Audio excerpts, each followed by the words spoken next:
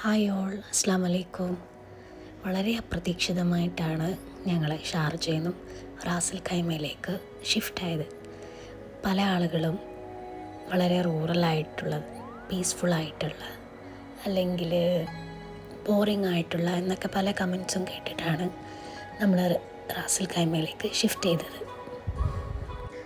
പക്ഷെ തീർച്ചയായിട്ടും ഒരു സ്ഥലത്ത് ഒരുപാട് കാലം ജീവിച്ച് കഴിയുമ്പോഴാണല്ലോ ആ സ്ഥലത്തെ പറ്റിയിട്ടുള്ള യാഥാർത്ഥ്യം നമുക്ക് മനസ്സിലാവുക.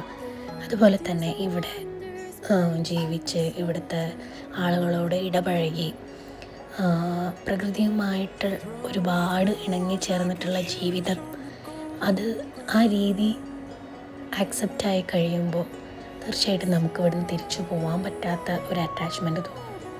നമ്മുടെ ജീവിതത്തിൽ എപ്പോഴും ഏറ്റവും കൂടുതൽ എത്രത്തോളം നമ്മൾ പ്രകൃതിയോട് ഇണങ്ങി ജീവിക്കുന്നു അത്രത്തോളം നമ്മൾ പീസ്ഫുള്ളായിരിക്കും, മൈൻഡ്ഫുള്ളായിരിക്കും എന്നൊക്കെ പറയുന്നത് എത്ര ശരിയാണല്ലേ. ചില സാഹചര്യങ്ങൾ, ആളുകൾ, സ്ഥലങ്ങളൊക്കെ കാണുമ്പോൾ എനിക്ക് പണ്ടെപ്പോഴോ കണ്ടതോ അറിഞ്ഞതോ കേട്ടതോ ആയതുപോലെയൊക്കെ തോന്നാറുണ്ട്. സയൻസിൽ അതിനെ ദേജാവോ എന്നൊക്കെ വിളിക്കും. ഈ സ്ഥലവും അതുപോലെ എനിക്ക് പണ്ടെപ്പോഴോ കണ്ടു പരിചയമുള്ള എന്തോ ഒരു ആത്മബന്ധമുള്ള സ്ഥലം പോലെ തോന്നുന്നുണ്ട്.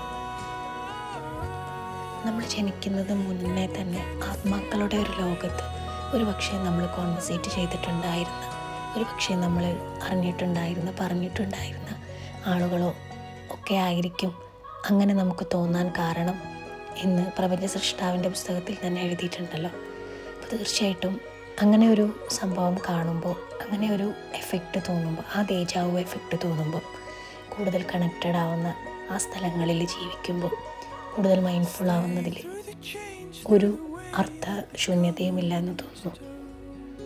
എത്ര തന്നെ പച്ചപ്പിനെ വേണ്ടെന്ന് വെച്ചാലും, എത്ര തന്നെ ഐസൊലേറ്റഡായി ജീവിച്ചാലും നമ്മുടെ പര്യവസാനം തീർച്ചയായിട്ടും ആ പ്രകൃതിയിലേക്ക് തന്നെയാണ്.